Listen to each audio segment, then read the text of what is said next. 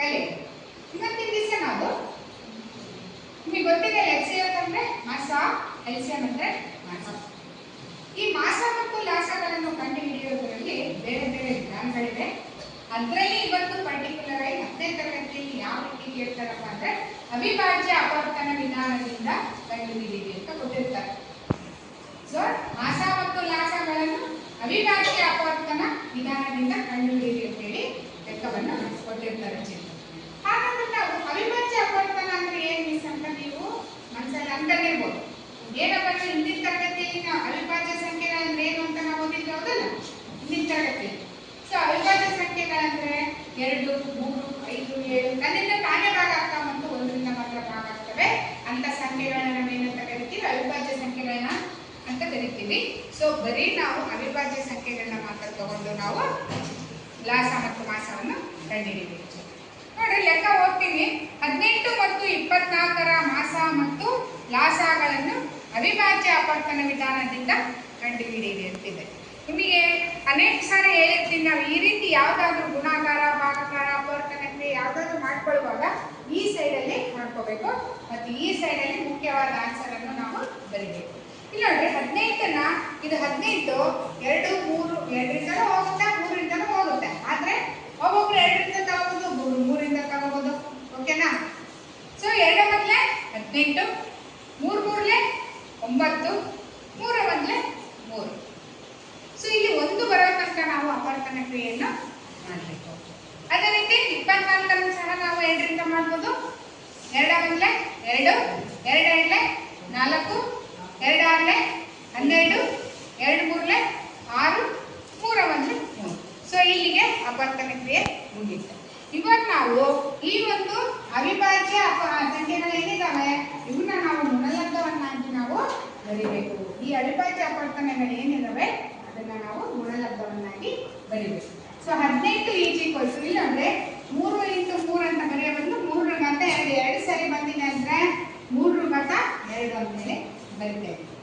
Into 2 ಒಂದೇ ಸರಿ ಬಂದಿದೆ ನೋಡಿ 2. ಈಗ 24 ಅಂತ ತಗೊಳ್ರಿ 24. ಸೊ ಫಸ್ಟ್ 3 ಬಂದಿದೆ ಅಲ್ಲ 3ನೇ ಫಸ್ಟ್ ನೋಡೋಣ. 3 ಒಂದ್ಸರಿ ಬಂದಿದೆ, ಒಂದ್ಸರಿ ಬರ್ತಿದ್ದೀನಿ.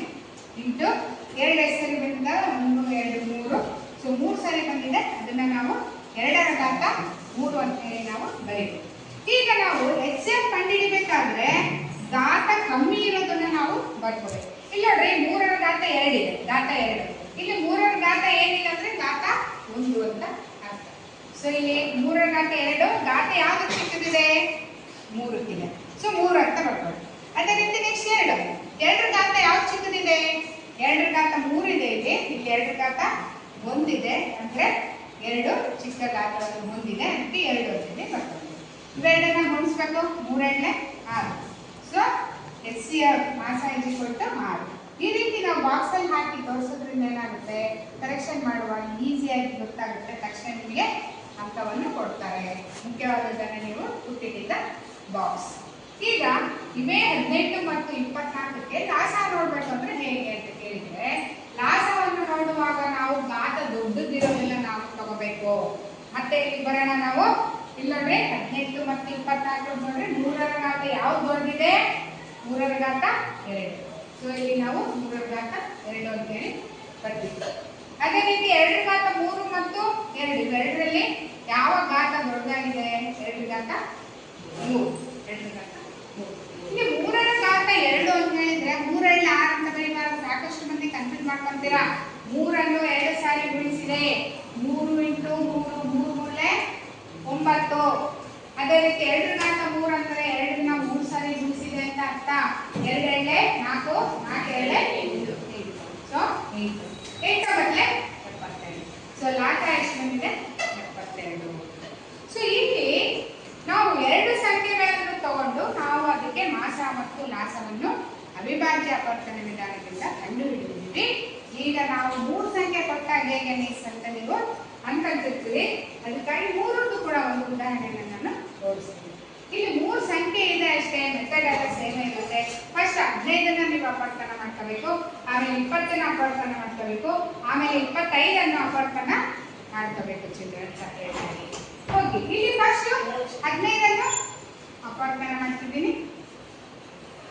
ನೋಡ್ರಿ ಎಷ್ಟು ಬಗ್ಗೆ 5ನ್ನ ತಗೊಂಡಲ್ಲ, ಅವು 5 ಅವಿಭಾಜ್ಯ ಸಂಖ್ಯೆ ಹೌದಲ್ಲ, 5 ಸಹ ಅವಿಭಾಜ್ಯ ಸಂಖ್ಯೆ.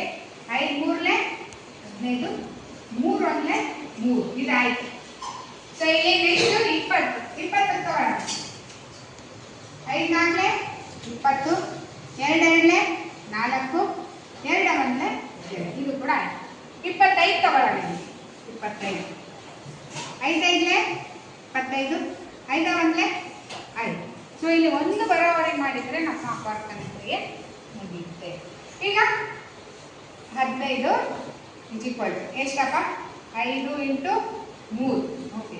ಆಮೇಲೆ 20 ನೋಡ್ರಿ, 5 2 ಸರಿ ಇದೆ. 5 ಇಂಟು ಇಲ್ಲಿ 3 ಇಲ್ಲ, 3ರ ಘಾತ 0 ಅಂತ ಹಾಕೋಣ.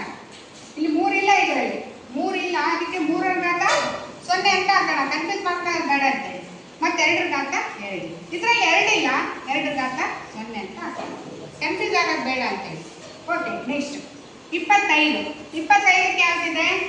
5 ಸ್ಕ್ವೇರ್ ಅಷ್ಟೇ ಇರೋದು. ಇದರಲ್ಲಿ 3 ಇಲ್ಲ, 3 ಘಾತ 0 ಅಂತ ಬರ್ಕೊಳ್ಳೋಣ. 2 ಇಲ್ಲ, 2 ಘಾತ 0. ಯಾವುದೇ ಸಂಖ್ಯೆ ಘಾತ 0 ಇದ್ರೆ ಅದ್ರ ಬೆಲೆ 1 ಆಗಿರುತ್ತೆ. ಅದಕ್ಕೆ ಇದೇನು ನಿಮಗೆ ಬೆಲೆಗಳನ್ನ ಚೇಂಜ್ ಮಾಡೋದಿಲ್ಲ. 1ರಿಂದ ಗುಣಾಕಾರ ಮಾಡಿದ್ರೆ ಅದೇ ಸಂಖ್ಯೆ ಬರುತ್ತಲ್ಲ, ಅದಕ್ಕೆ ನಿಮ್ಗೇನೋ ಪ್ರಾಬ್ಲಮ್ ಇಲ್ಲ. ಈಗ ಮಾಸ ಕಂಡುಹಿಡಿಯೋದನ್ನ ನಾವು ನೋಡೋಣ. ಮಾಸ ಅಂದ್ರೆ ನಾವು ಘಾತಗಳು ಚಿಕ್ಕದಾಗಿರುವುದನ್ನು ತಗೋಬೇಕು. ಫಸ್ಟ್ 5 ನೋಡ್ರಿ, ಇಲ್ಲಿ 5 ಸ್ಕ್ವೇರ್ ಇದೆ, 5 ಇದೆ, 5 ಇದೆ. ಘಾತ ಚಿಕ್ಕದಂದ್ರೆ 5ರ ಘಾತ 1, ಹೌದಾ? ಸೊ ಇಲ್ಲಿ 5ರ ಘಾತ 1, ಸೊ 5 ಅಂತಾನೆ ಬರ್ಬೇಕು. ಇಂಟು ಮತ್ತೆ ಇಲ್ಲಿ ಬರ್ರಿ 3ರ ಘಾತ 0, 3ರ ಘಾತ 0, 3ರ ಘಾತ 1. ಘಾತ ಯಾವ್ದು ಚಿಕ್ಕದಿದೆ? 3ರ ಘಾತ 0.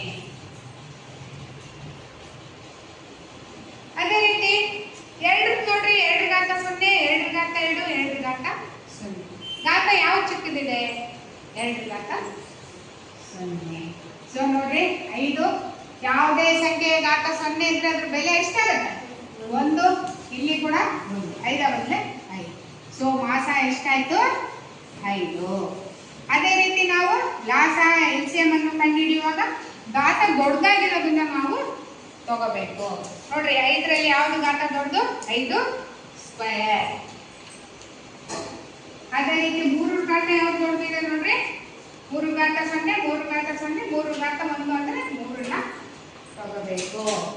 ಇಂಟು 2ರ ಘಾತ 0, 2ರ ಘಾತ 2, 2ರ ಘಾತ 0 ಅಂದ್ರೆ ನಾವು 2ರ ಘಾತ 2 ತಗೋಬೇಕು.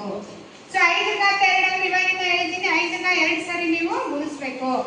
5 ಐದ್ಲೆ 25, 3ಕ್ಕೆ 3, 2 ಐದ್ಲೆ 4, 25 4ಲೆ 100, ಇಂಟು 3, 3 ಇಂಟು 100 300. LCM ಎಷ್ಟಾಯ್ತು? 300. ಈ ರೀತಿ ನಾವು ಲಾಸ ಮತ್ತು ಮಾಸ ಕಂಡುಹಿಡಿಯೋದನ್ನ ಕಲ್ತಿದ್ದೀವಿ.